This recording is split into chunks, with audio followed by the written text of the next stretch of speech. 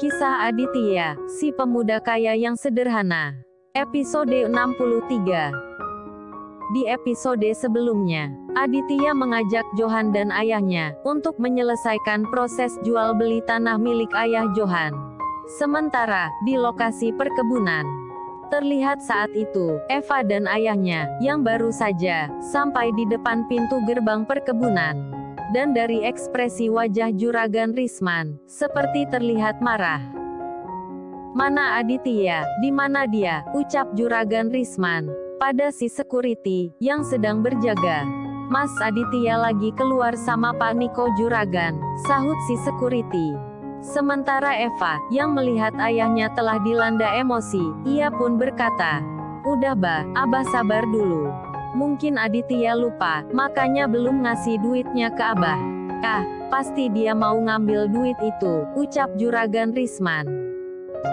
Setelah itu terdengar, Juragan Risman kembali berkata, "Udah, mendingan kita tungguin dia di rumahnya."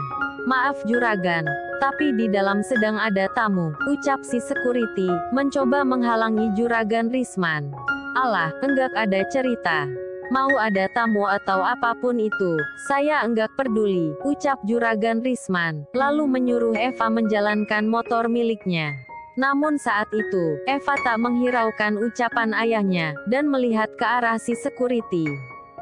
Melihat Eva yang terus didesak oleh ayahnya, si security pun berkata, "Ya udah Non Eva masuk saja. Mungkin bentar lagi, Mas Adit dan Pak Niko pulang." "Iya, makasih ya Mang," ucap Eva, lalu menjalankan motor miliknya. Sementara Aditya, yang tengah dalam perjalanan menuju perkebunan, terdengar Niko berkata, "Dit, kamu yakin mau beli tanah itu? Kamu dengar sendiri kan, si Johan bilang, kalau anggurnya jarang berbuah. Adapun kalau berbuah, hanya beberapa kilo saja, itu pun enggak maksimal."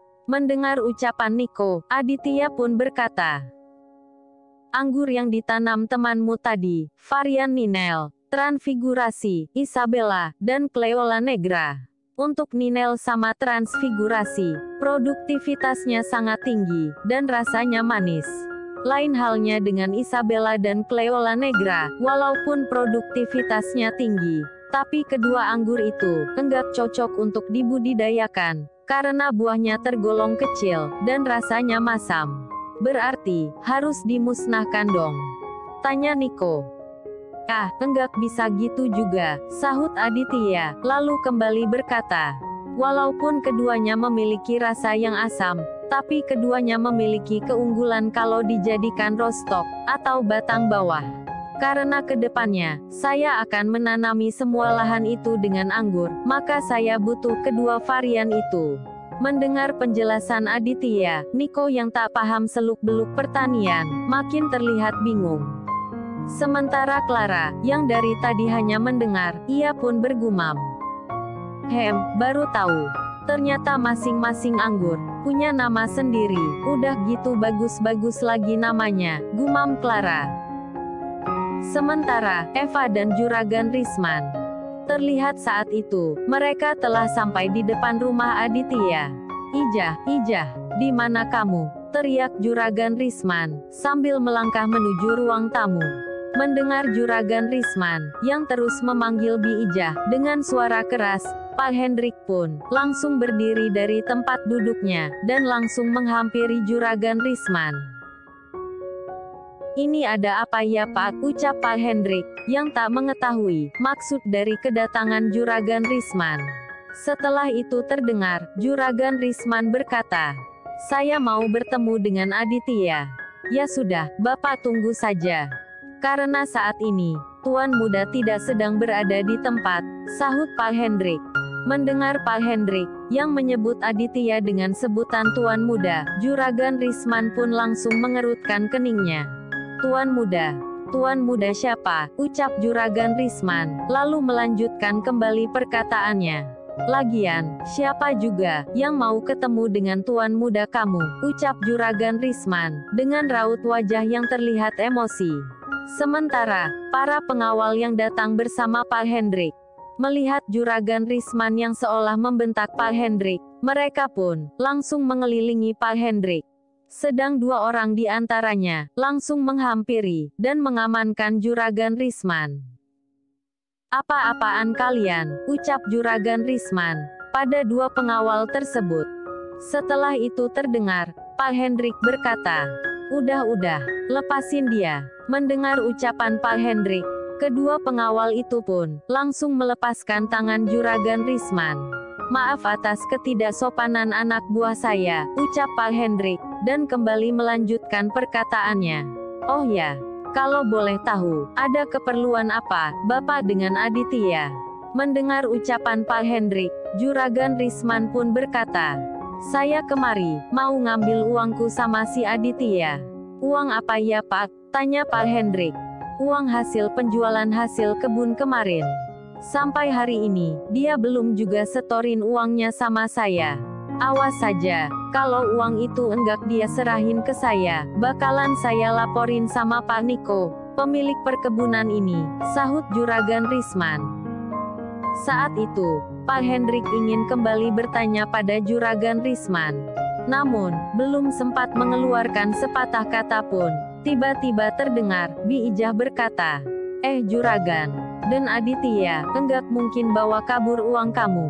Mendengar ucapan Bi Ijah, Juragan Risman pun kembali berkata, Ijah, ini bukan urusan babu, jadi, kamu diam saja." Karena ucapan Juragan Risman, emosi Bi Ijah pun mulai terpancing. Terlihat saat itu, perang mulut pun mulai terjadi. "Sudah, ucap Pak Hendrik, mencoba menenangkan keduanya. Setelah itu terdengar, Pak Hendrik kembali berkata, "Memangnya, berapa uang Anda yang ada pada Aditya?" "Kurang lebih 15 juta, sahut Juragan Risman.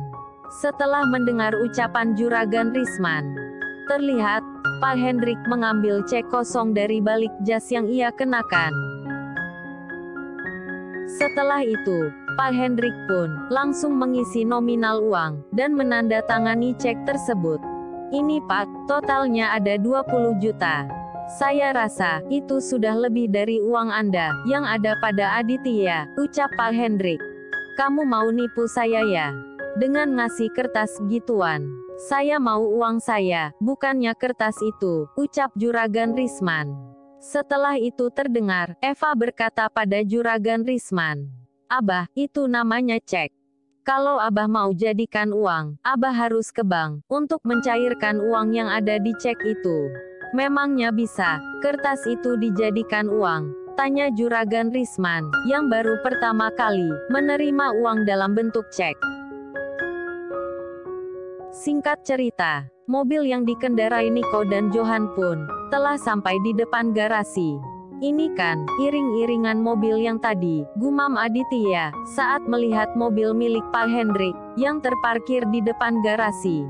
Setelah itu, tiba-tiba, pandangan Aditya terhenti pada sebuah motor metik, yang tidak asing lagi baginya.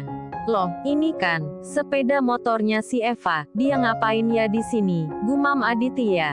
Lalu, setelah berpikir sejenak, Aditya pun langsung kembali berkata, Sampai lupa, hasil penjualan kemarin kan, belum saya serahin," gumam Aditya.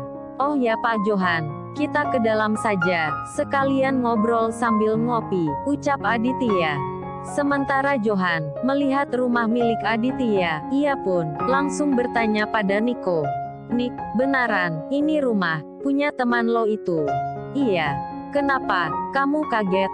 sahut Niko, lalu kembali berkata, "Dan mobil yang mau ditukar sama kebun anggurmu, ada di dalam garasi itu," ucap Niko. "Gila, enggak nyangka, ternyata tuh anak, benaran pemilik perkebunan ini. Udah gitu, rumahnya mewah benar," gumam Johan. Setelah itu terdengar lagi, Niko berkata pada Johan, "Hei, jangan bengong aja. Buruan masuk." "Oh iya," ucap Johan yang mulai salah tingkah. "Clara, kok dari tadi diam aja," ucap Aditya. "Ya enggak ada bahan buat diomongin aja Dit," sahut Clara. "Ya udah, sini masuk ke dalam," ucap Aditya, dan langsung menarik tangan Clara, lalu melangkah mengikuti Niko dan Johan. Mendapat perlakuan seperti itu, wajah Clara pun menjadi merah. Perasaannya pun bercampur aduk. Aduh, nih cowok apa-apaan sih? Pakai narik tanganku segala, gumam Clara, namun tak berusaha untuk melepas tangan Aditya.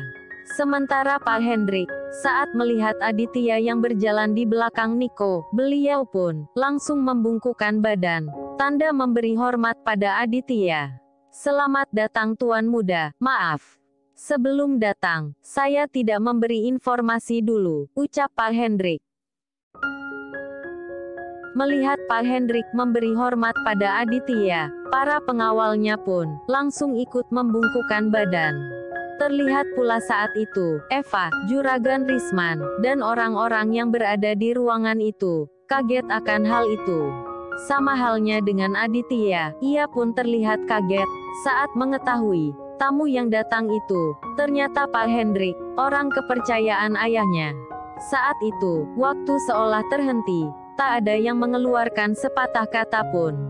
Kok Om Hendrik bisa tahu keberadaanku, gumam Aditya. Sementara Juragan Risman, ia pun langsung menghampiri Niko.